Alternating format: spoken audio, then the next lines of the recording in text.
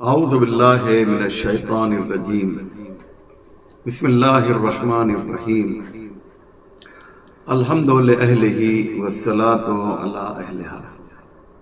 مومنین کرام، سلام علیکم ورحمۃ اللہ وبرکاتہ۔ آج آپ کی خدمت بابرکت میں ایک اہم موضوع کو لے کر حاضر ہوا ہوں، اور وہ موضوع ہے حج کے احکام۔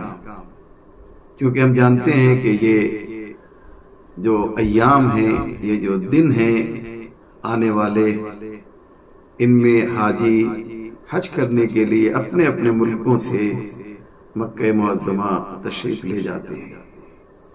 برادر عزیز جناب ریاض پٹیل صاحب نے فون کر کے مجھ سے یہ کہا کہ اگر آپ مناسب سمجھیں تو ایک ویڈیو حج سے ریلیٹڈ بنا دیں، تاکہ جو حضرات حج کرنے جا رہے ہیں وہ اس ویڈیو کو سن کر سمجھ سکیں کہ انہیں حج کیسے کرنا ہے۔ میں یہ بات عرض کر دوں مومنین کہ یہ 10-15 منٹ کا ویڈیو بہت زیادہ تو کام نہیں آئے گا، لیکن اگر آپ نے اس ویڈیو کو آخر تک سن لیا تو آپ کے لیے حج کرنے میں بہرحال آسانی ہوگی۔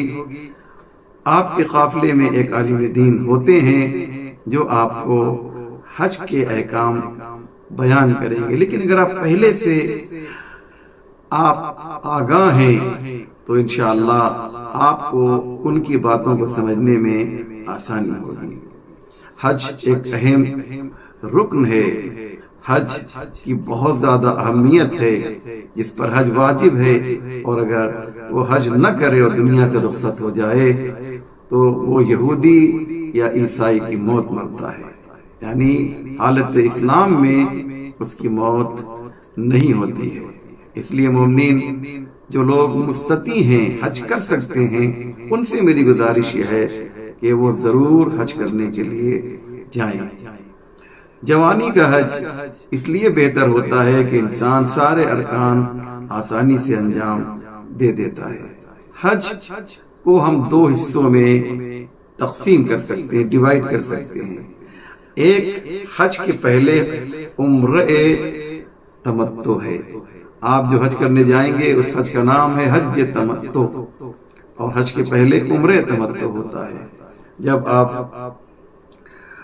اپنے قافلے کے ساتھ مکے کی طرف جائیں گے تو مکے سے پہلے آپ کو ایک میقات میں، ایک مسجد میں لے جایا جائے گا، اور وہیں پر عمرہ کیا جائے گا۔ آپ کو وہاں پر گویا احرام باندھنا ہے، عمرے کا آغاز ہوگا، یوں کہا جائے گا۔ احرام باندھنا پڑے گا، اور احرام باندھنے کے لیے جو ہے 3 چیزیں ہیں، یعنی جب آپ وہاں پر محرم ہوں گے تو اس کے لیے 3 چیزیں واجب ہیں اس مسجد سے۔ وہ 3 چیزیں کیا ہیں؟ غسل تو مستحب ہے، غسل کرنے کے بعد آپ لباس احرام پہنیں گے۔ عورتوں کے لیے تو ان کا وہی ڈریس، وہی لباس جو ہے لباس احرام بن جائے گا، اور جیسا کہ وہ ہم سب جانتے ہیں کہ ان کے لیے سفید لباس کہا گیا ہے۔ مردوں کے لیے 2 ٹاول ہے، ایک کمر سے نیچے اور ایک کمر سے اوپر، یہ بھی آپ جانتے ہیں۔ جب آپ نے لباس احرام پہن لیا تو اب آپ نیت کریں گے۔ نیت کیسے ہوگی؟ کہ میں احرام باندھتا ہوں عمرہ تمتع کے لیے واجب قربتاً الی اللہ۔ نیت کرنے کے بعد آپ کو تلبیہ پڑھنا ہے، لبیک اللہم لبیک لبیک لا شریک لک لبیک ان الحمد والنعمت لک والملک لا شریک لک لبیک۔ لبیک اے میرے اللہ، ہم حاضر ہیں۔ جیسے آپ نے لبیک کہا، گویا نماز میں جیسے آپ تکبیرۃ الاحرام کہتے ہیں اور اللہ اکبر کہتے ہیں تو کچھ حلال چیزیں بھی حرام ہو جاتی ہیں۔ کھانا حلال ہے، پینا حلال ہے، بات کرنا حلال ہے، لیکن آپ نے جیسے ہی نماز کے لیے تکبیر کہی تو اب حالت نماز میں آپ کھا نہیں سکتے، پی نہیں سکتے، ہے نا؟ اسی طریقے سے جب آپ لبیک اللہم لبیک کہتے ہیں، تلبیہ اسے کہا جاتا ہے، تو اس کے بعد 24 چیزیں جو حلال ہوا کرتی ہیں وہ حرام ہو جاتی ہیں۔ آپ دیکھ رہے ہیں تکبیر میں اور تلبیہ میں کتنی مشابہت ہے کہ وہاں تکبیر سے کچھ چیزیں حلال چیزیں حرام ہوتی ہیں، یہاں تلبیہ سے 24 چیزیں جو حلال تھیں وہ حالت احرام تک حرام رہتی ہیں۔ اس کے بعد آپ مکے میں آئیں گے، طواف کریں گے، یعنی آپ لباس احرام پہن کر جب آپ شہر مکہ میں داخل ہوں گے تو حالت احرام محرم کی حیثیت سے آپ مکے میں داخل ہوں گے۔ مکے میں آپ اپنے آفس، اپنے جسے کہا جائے ہوٹل میں یا مسافر خانے میں آپ کا قیام ہوگا، اور پھر وہاں سے آپ کو کعبے میں لایا جائے گا اور وہاں پہ آپ طواف کریں گے۔ طواف کے بعد پھر نماز طواف پڑھی جائے گی، نماز طواف کے بعد سعی صفا اور مروہ کے درمیان کریں گے، اور اس کے بعد تقصیر کی جائے گی، تھوڑا سا بال کاٹا جائے گا، اور اس کے بعد پھر جو ہے آپ کا یہ عمرہ تمتع کمپلیٹ ہو جائے گا، اور وہ جو آپ کا مخصوص لباس تھا اسے اتار لیجئے گا، اور اس کے بعد اپنا معمولی لباس، نارمل لباس آپ پہن سکتے ہیں۔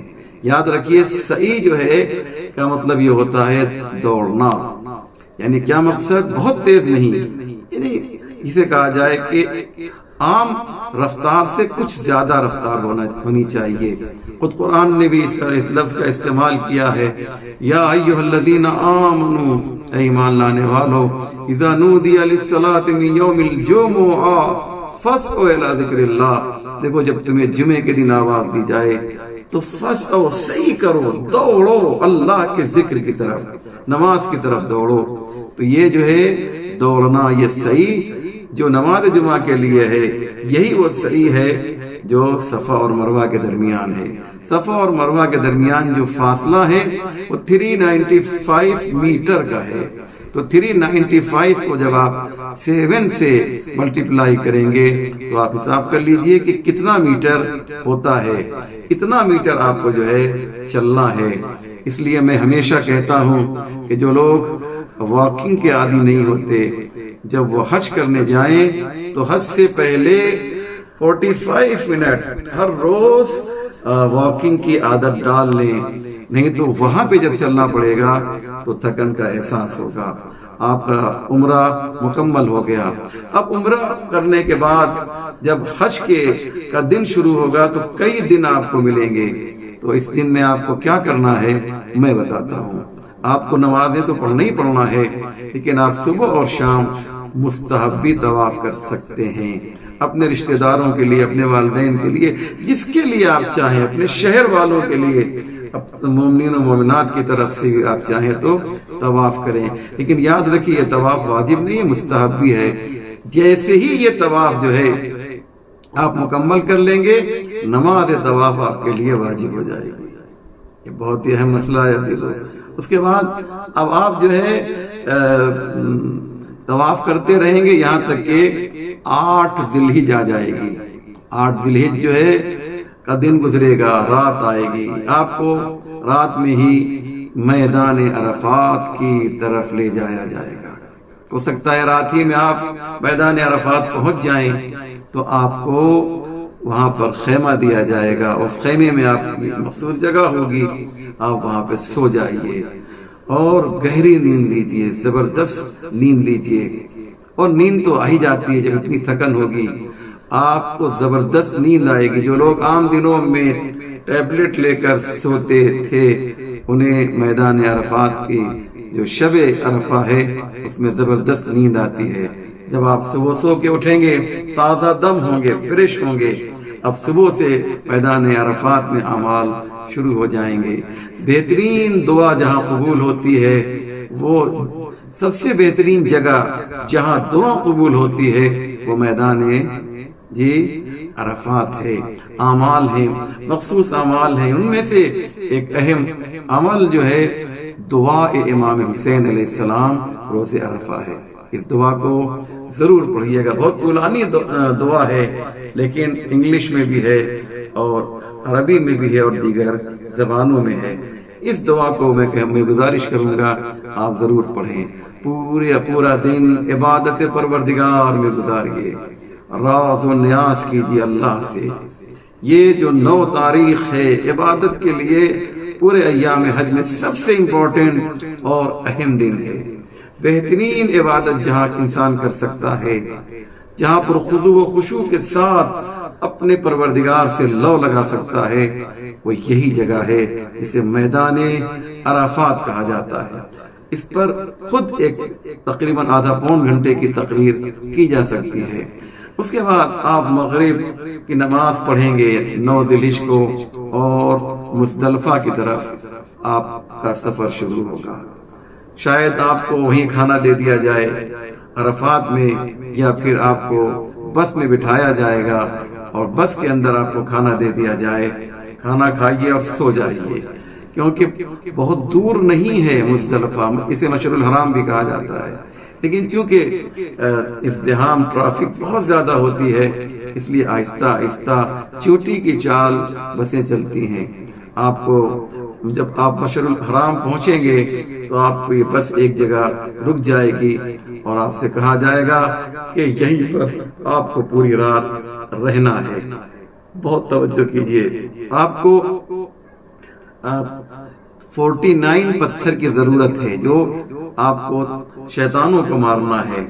تو کوشش یہ کیجئے کہ 60-70 پتھر جمع کر لیجئے، تاکہ اگر کوئی پتھر گم ہو جائے یا ٹوٹ جائے یا کھمبے میں شیطان کو نہ لگ سکے تو آپ کے پاس کچھ ایکسٹرا پتھر ہونا چاہیے. آپ یہ پتھر وہاں پہ جمع کریں گے. جس جگہ پہ جمع کریں گے اسے مزدلفہ یا مشعر الحرام کہا جاتا ہے. پوری رات آپ کو یہیں رکھا جائے گا، اور اس کے بعد جب صبح ہوگی تو آپ پھر میدان منا کی طرف سفر کریں گے. میدان منا یعنی عید کا دن ہوگا، جب آپ سورج نکل چکا ہوگا. سن رائز کے بعد آپ مزدلفہ سے مشعر الحرام سے منا کی طرف جائیں گے تو وہ عید کا دن ہوگا، اور اس دن آپ میدان منا پہنچ جائیں گے. میدان منا پہنچیں گے تو وہاں پر آپ کو ایک اچھا بہترین کیمپ اور خیمہ دیا جائے گا. وہاں پر آپ تھوڑی دیر آرام کیجئے، اور اس کے بعد پھر آپ جمرہ عقبہ کی طرف آپ کو لے جایا جائے گا، جہاں پہ صرف بڑے شیطان کو، اسے جمرہ کبریٰ بھی کہا جاتا ہے، 7 پتھر آپ کو مارنے ہوں گے. توجہ کریں عزیزو. 7 پتھر مارنے کے بعد پھر آپ کو قربانی کرنا ہے. قربانی کرنے کے لیے آپ کو اختیار دیا گیا ہے کہ آپ چاہیں تو کسی کو نائب بنا لیں. تو قافلے والے جاتے ہیں کچھ لوگوں کو لے کر، اور آپ کی جانب سے وہ قربانی کر دیتے ہیں. پھر وہ آپ کو موبائل پر فون کریں گے یا میسج دیں گے کہ آپ کی جانب سے ہم نے قربانی کر دی ہے. تو جیسے ہی قربانی ہو، آپ جو ہے اگر آپ کا پہلا حج ہے تو آپ کو حلق کرنا ہے، یعنی سر مڈانا ہے. اگر آپ مرد ہیں، اور عورتوں کے لیے سر مڈانا حرام ہے، وہ ذرا سا بال کاٹ لیں گی. جیسے ہی آپ نے حلق یا تقصیر کیا، اب وہ جو کپڑا آپ 2 دن سے پہنے ہوئے تھے، اس سے آپ کو عجیب و غریب تکلیف سی ہوتی ہے کہ یہ کپڑا 2 دن سے پہنے ہوئے ہیں. تو آپ چاہیں تو اس کپڑے کو اتار کر نارمل ڈریس میں آ سکتے ہیں. اس کے بعد آپ کوشش کیجئے کہ اس دن جو ہے یعنی عید کے دن میدان منا میں ہی رہیے. یہ میرا نظریہ ہے. اس کے بعد رات جب ہو جائے تو رات بھی آپ کو میدان منا میں خیمے میں رہنا ہے، بیتوتا کرنا ہے. شب 11 یعنی 11ویں کی شب میں پوری رات آپ سوئیں گے. اب جو سو کے اٹھیں گے تو 11 ذی الحجہ کی صبح ہو جائے گی. اب آپ کو کیا کرنا ہے؟ 11 ذی الحجہ کو تینوں شیطان کو پتھر مارنا ہے. بات واضح ہو رہی. چھوٹے، منجھلے اور بڑے شیطان کو، تینوں کو آپ پتھر ماریں گے. اور اس کے بعد کوشش یہ کیجیے اگر آپ ممکن ہو، عام طور سے وہی یہ کام کر سکتا ہے جو آپ 2-4 بار حج کر چکا ہو، ورنہ قافلے والے تو آپ کو 12 کو لے ہی جائیں گے، لیکن اگر ممکن ہے تو آپ 11 تاریخ کو تینوں شیطانوں کو پتھر مار کے مکے چلے جائیے، یہ پاسبل اگر ہے تو، اور وہاں پر طواف کیجیے۔ طواف میں نے طریقہ بتا دیا ہے، اس کے بعد نماز طواف پڑھی جائے گی، اس کے بعد جب آپ طواف کر لیں گے تو خوشبو بھی آپ کے لیے جائز ہو جائے گی، اس کے بعد صفا اور مروہ کے درمیان آپ کو صحیح کرنی ہے جو طریقہ میں نے بتایا، اور اس کے بعد پھر ایک طواف نساء باقی رہ جاتا ہے، اس کو نہ کیجیے، پھر آپ واپس میدان مینا آ جائیے۔ تو کوشش یہ کیجیے کہ سورج ڈوبنے سے پہلے پہلے میدان مینا میں واپس آ جائیے۔ میدان مینا آپ جب آئیں گے تو جو شب ہوگی وہ 12 کی شب ہوگی، آپ سو جائیے، نماز مغرب عشاء پڑھ کے کھانا کھا کے سو جائیے، اب جو صبح اٹھیں گے تو وہ 12 کی شب، 12 کا دن ہوگا۔ آپ تینوں شیطان کو پتھر ماریں گے اور اس کے بعد آپ کا قافلہ آپ کو لے کے مکے کی طرف روانہ ہو جائے گا۔ ایک چیز بچی ہے ابھی، وہ کیا ہے بتائیے؟ وہ کیا چیز ہے؟ وہ طواف نساء ہے۔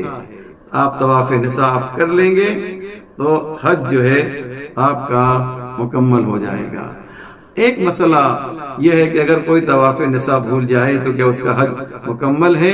ہاں، حج تو مکمل ہو جائے گا، لیکن اگر مرد ہے تو اس کے لیے عورت حرام رہے گی، عورت ہے تو اس کے لیے مرد حرام رہے گا، اور نہ یہ کہ یہ والی عورت اور یہ والا مرد جس سے شادی کی ہے وہ حرام ہوگا، بلکہ اگر وہ کنوارا ہے تو وہ کسی سے شادی نہیں کر سکتا۔ تو کب کرے گا؟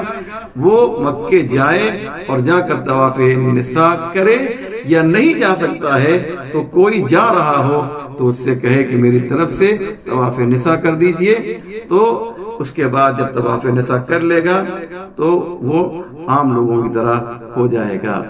آخری بات مجھے عرض کرنی ہے اور وہ یہ ہے مومنین کہ لباس جو آپ لے کے جائیں گھر کا دھلا ہوا ہو، مارکیٹ کا دھلا ہوا نہ ہو، پاک و پاکیزہ ہو، کیونکہ اگر آپ نجس لباس لے کے معاذ اللہ جائیں گے تو وہاں پسینہ ہوتا ہے، آپ کا نجس لباس آپ کے پسینے سے لگے گا تو پسینہ نجس ہوگا، پھر آپ کا پسینہ دوسرے لوگوں کو لگے گا، کیونکہ وہاں پر بھیڑ بہت ہوتی ہے تو ان کو آپ نجس کریں گے اور ایسے نجاست پھیلتی جائے گی، اور یہ بہت بڑا گناہ ہے جو انسان کے سر جائے گا۔ اس لیے کوشش یہ کیجئے کہ لباس، کوشش نہیں بلکہ یقینی طور پہ کرنا ہے کہ لباس جو ہے آپ کا پاک ہونا چاہیے۔ دوسری بات یہ ہے کہ طواف کرتے وقت اگر وضو ٹوٹ جائے تو اگر 4 دور سے کم آپ کا ہوا ہے تو آپ کو پھر سے جو ہے طواف کرنا ہوگا، چھوڑ دیجئے، باہر نکل جائیے، وضو کیجئے اور وضو کرنے کے بعد آپ جو ہے شروع سے کیجئے۔ لیکن اگر آپ نے 4 بار چکر لگا لیا ہے اور 5ویں یا اس کے بعد والا چکر چل رہا ہے تو آپ وضو کرنے کے بعد جہاں سے چھوڑا ہے اسے آگے بڑھائیے۔ طواف مستحبی ہے، لیکن صحیح جو ہے صفا و مروہ کے درمیان یہ مستحبی نہیں ہے، ایک ہی بار ہے۔ ایسے طواف نساء بھی مستحبی نہیں ہے، یعنی طواف نساء مستحبی کرتا ہوں، نہیں، ایسا نہیں ہے۔ طواف نساء بھی ایک بار ہے، صرف جو نارمل طواف ہے وہ مستحبی ہے، اسے آپ جتنا بھی کریں گے ثواب ملے گا۔